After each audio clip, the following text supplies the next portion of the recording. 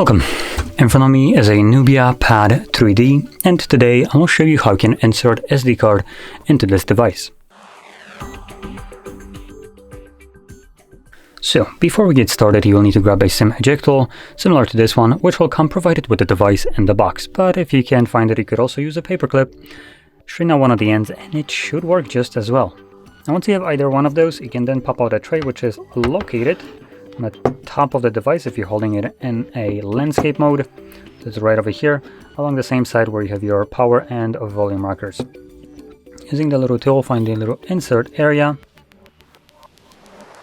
You can see where the pin is holding right now. And you want to push it in. And you can see that it will pop out, enough for you to be able to grab it and pull it out. Now on the tray you have space, at least I do, for just an SD card. I don't know if there is a LTE version of this device, which if there is, this space would be also hollowed out and you could plop in your SIM card in here. But as you can see, mine only takes SD card.